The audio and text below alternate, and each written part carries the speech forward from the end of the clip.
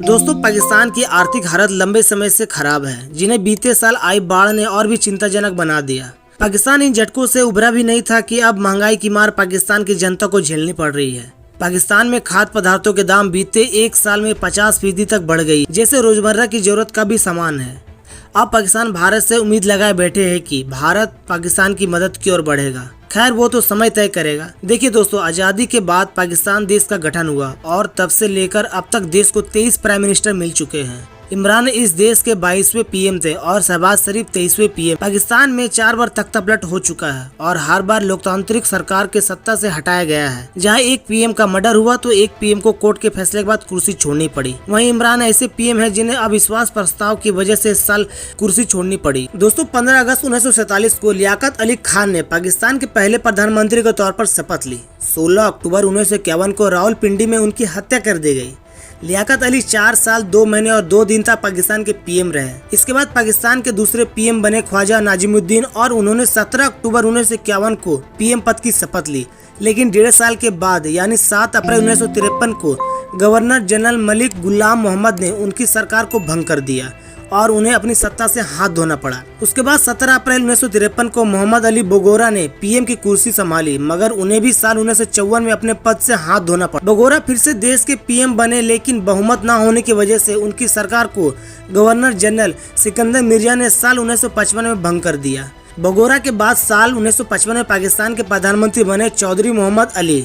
मोहम्मद अली के सिकंदर मिर्जा के साथ मतभेद थे और इस वजह से उन्हें 12 सितंबर 1956 को पद से हटा दिया गया। मिर्जा को 1956 में संविधान के तहत राष्ट्रपति बनाया गया। अवामी लीग के हुसैन शहीद सुहरावर्दी ने पाकिस्तान को साल 1954 के चुनाव में जीत दिलाई। वही मुस्लिम लीग के अलावा किसी और पार्टी के पहले नेता जिन्हें चुनाव में जीत मिली थी। साल 1956 में उन्हें पीएम बनाया गया, लेकिन साल 1957 में उन्हें भी मिर्जा के साथ मतभेद के कारण पद से हटा दिया गया। उसके बाद सुहरावर्दी के इस्तीफे के बाद इब्राहिम इस्माइल प्रधानमंत्री बने। सिर्फ 2 महीने तक पीएम रहने के बाद दिसंबर 1957 में उन्होंने ये पद छोड़ दिया।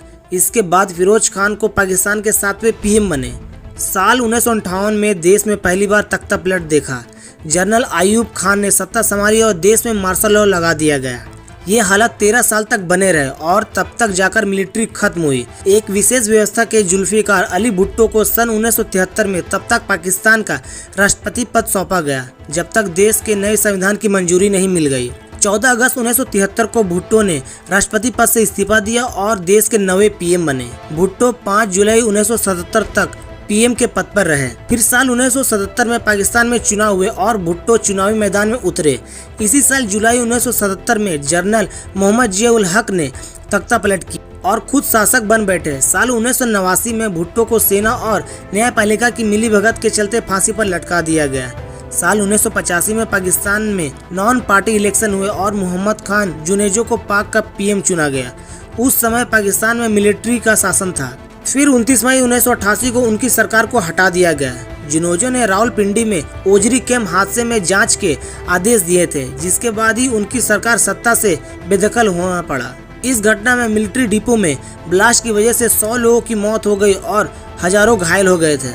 फिर साल 1988 में पाकिस्तान में फिर आम चुनाव हुए और 2 दिसंबर 1988 को बेनजीर भुट्टो के तौर पर देश को पहली महिला प्रधानमंत्री मिली। भुट्टो जुल्फिकार अली भुट्टो की बेटी थी। साल 1989 में पाकिस्तान पीपुल्स पार्टी ने बेनजीर के खिलाफ आए महाभियोग को खारिज कर दिया, लेकिन 6 अगस्त 1990 को राष्ट्रपति गुलाम इसहाक खान ने आर्टिकल 58 के तहत खुद को मिली ताकत का प्रयोग करते हुए उन्हें इनके पद से हटा दिया।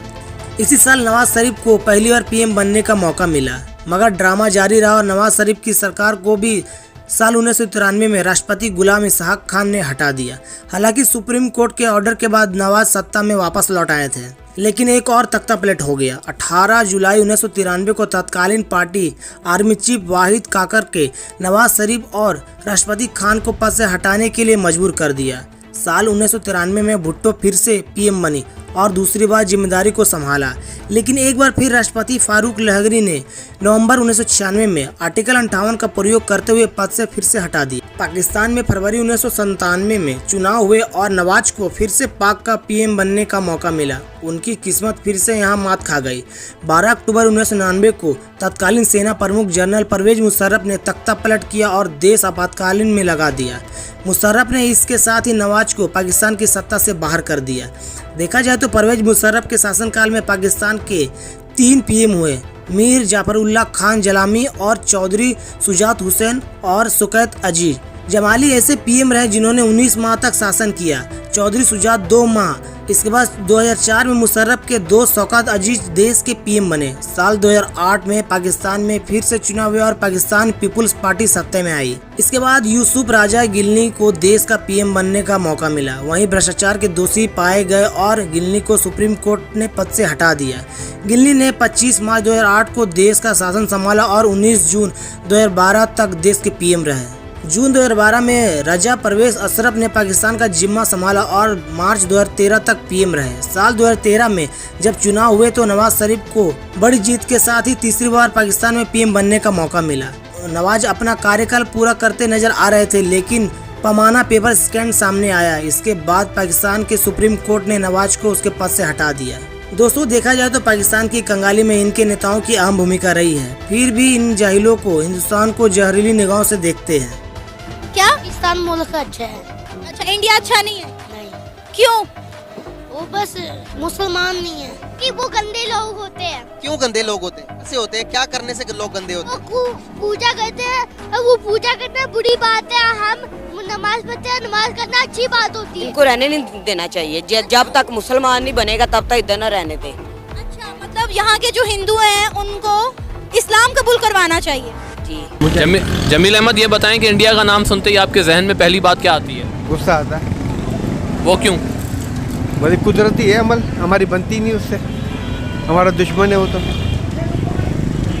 अच्छा, उन लोगों के लिए कोई पैगाम? अल्लाह हिदायत दे। हिदायत नहीं तो अल्लाह उनको हलाक कर दे, ख़त्म कर दे, बर्बाद कर दे, बल्कि तबाह कर दे उनको। तो क्या बोला तूने? रही बात पाकिस्तान हमसे अपने आप को तुलना करते हैं तो थोड़ा पीछे चलते हैं। दोस्तों, 15 अगस्त 1947 को भारत आज़ाद हुआ था। ठीक इसी समय इसका विभाजन हुआ और पाकिस्तान का नाम एक नया देश बना, जिसकी नींव इस्लाम धर्म पर रखी गई। जबकि भारत हमेशा से ही लोकतांत्रिक देश रहा है। 14 अगस्त को पाकिस्तान स्वतंत्रता दिवस मनाया और 15 अगस्त को भारत अपने आज़ादी के रूप में मनाएगा। इन 75 सालों में पाकिस्तान कहाँ खड़ा है और भारत की स्थिति वर्तमान क्या है, यह जानना बेहद जरूरी है, क्योंकि हिंदुस्तान का ही एक अभिन्न अंग टूटकर ही पाकिस्तान बना है। पाकिस्तान में रहने वाले लोग भारतीय ही थे, हालांकि मुस्लिम लीग और अंग्रेजों की राजनीति के चलते भारत के 2 टुकड़े हुए। दोस्तों, भारत से टूटकर जब पाकिस्तान एक नया देश बना तो दोनों की हालत लगभग सामान्य थी। अंग्रेजों ने पूर्व से पश्चिम और उत्तर से दक्षिण तक भारत को लूटा। जिस तरह से भारत में गरीबी, भुखमरी और बेरोजगारी अपने चरम पर थी, तब पाकिस्तान में भी सेम स्थिति थी। इन 75 साल में देखा जाए तो भारत पाकिस्तान को छोड़कर बहुत दूर निकल चुका है। भारत की अर्थव्यवस्था की बात करें तो दुनिया में टॉप 10 देशों में, लेकिन पाकिस्तान की अर्थव्यवस्था दूर दूर तक दिखाई नहीं देती है। एक मीडिया रिपोर्ट के मुताबिक पाकिस्तान की अर्थव्यवस्था के मामले में 42वें स्थान पर है, जबकि भारत दुनिया की 5वीं सबसे बड़ी अर्थव्यवस्था है। पाकिस्तान की जीडीपी 314 अरब डॉलर की हो गई है और भारत की 2670 अरब डॉलर की हो गई है। कई रिपोर्ट के मुताबिक 2030 तक आते आते भारत दुनिया की तीसरी सबसे बड़ी अर्थव्यवस्था बन जाएगी। दुनिया भर में भारत की शांति प्रिय छवि है, जबकि पाकिस्तान को एक कट्टरपंथी इस्लामी देश के रूप में जाना जाता है। पाकिस्तान अंतर्राष्ट्रीय मंचों पर भारत को घेरने की कोशिश करता है, लेकिन हमेशा उसे हार मिलती है। उदाहरण के तौर पर दुनिया भर में कश्मीर को लेकर पाकिस्तान रोता रहता है। कश्मीर से आर्टिकल 370 हटाए जाने के बाद दुनिया में प्रत्येक अंतर्राष्ट्रीय मंच पर कश्मीर का मुद्दा पाकिस्तान हमेशा जमकर उठाता है, लेकिन पाकिस्तान हमेशा मुंह के बल ही गिरता है। पाकिस्तान पर हमेशा आरोप लगा रहता है कि आतंकवादियों को अपने यहाँ पनाह देता है। इसके कई उदाहरण हैं, जैसे 9/11 का मास्टरमाइंड ओसामा बिन लादेन को पाकिस्तान के एटावा शहर में अमेरिका ने मारा था। वहीं भारत में हुए 26/11 हमले का मास्टरमाइंड हाफिज सईद पाकिस्तान में खुलेआम घूमता है। इन्हीं कारणों से पाकिस्तान FATF की ग्रे सूची में शामिल है, जबकि भारत दुनिया भर में आतंकी के खिलाफ आवाज उठाता है। ऐसे आतंकियों के खिलाफ कार्रवाई करने के लिए हमेशा भारत मांग करता रहता है। भारत सैनिक ताकत के मामले में दुनिया में 4थे स्थान पर है, जबकि पाकिस्तान 10वें नंबर पर भी नहीं आता है। और भारत पाकिस्तान के सैनिकों की अगर तुलना करे तो भारत के पास 42 लाख से भी ज़्यादा मिलिट्री पर्सनल की, जबकि पाकिस्तान के पास 28 लाख से ज़्यादा मिलिट्री रिजर्व है।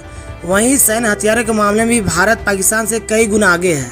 एक रिपोर्ट के मुताबिक 2020 तक पाकिस्तान की साक्षरता दर 60% थी, जबकि भारत की साक्षरता दर 77% है। वहीं पाकिस्तान में अभी भी 70 लाख बच्चों प्राथमिक शिक्षा से वंचित है।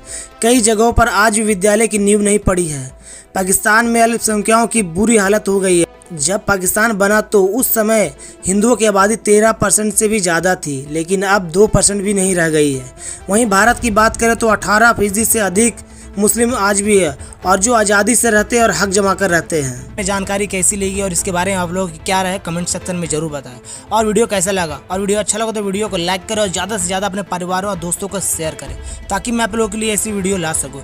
और ऐसी इन्फॉर्मेटिव वीडियो के लिए चैनल को जरूर सब्सक्राइब करें। मिलते हैं अगले वीडियो में, तब तक के लिए जय हिंद, वंदे मातरम।